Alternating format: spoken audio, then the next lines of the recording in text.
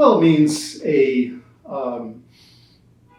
non-imperial empire, let's put it that way. That is American dominance, a predominance, a preponderance of power, as a very good diplomatic historian Melvin Leffler has put it. The idea that whether they want to or not, most nations in the world will have to follow the American lead in terms of their economic policies, in terms of their being friendly to the U.S. and their foreign policies, and also supporting, at least in a formal way, liberal democracy, having elections, enabling their citizens to speak out more or less freely, and to have a political system which at least bears some resemblance, even in sort of formal organizational terms, to the American political system, especially with leaders allowing themselves to lose elections. Some would say it began after World War I.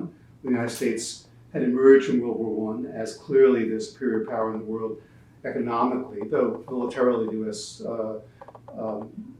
Decreased its armed forces rather quickly after the war. But obviously, economically, the United States called the tune in many ways for the what was not yet called the free world, but the world outside the Soviet Union.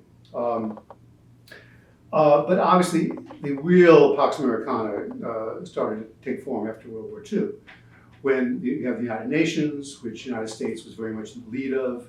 Of course, it was formed originally in San Francisco. Its first conference was San Francisco, and then its permanent headquarters in New York. That was not an accident, that the World Federation would be headquartered in the United States. And also, the U.S. had the largest military in the world, not the largest army, the Soviets had the largest army, but the largest military in terms of all the different parts of the military structure. And had bases in dozens of countries as well. And of course, the dollar until the early 70s was pegged. Also, most world currencies were pegged to the dollar until the early 1970s, which was a powerful statement of how powerful the United States was. So now, was it a Pax, that is a peace, an American peace? Yes and no. Clearly, there was no Third World War, thank God, because it would have wiped out the United States and many other countries as well, if there had been one.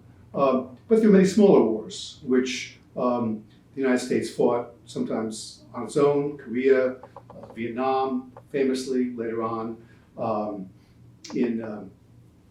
course, Afghanistan and Iraq more recently. But also the United States fought a lot of wars by proxy in Central America, for example.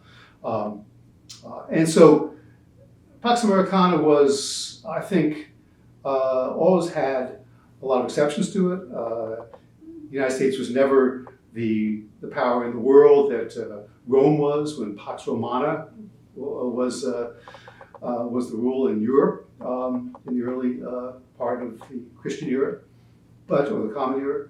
But it certainly was the nation the leading nation all other nations had to take account of in their policies. Is Pax Americana over? Again, as a historian, I've got to qualify. No, in the sense there's no other power which can compete with it.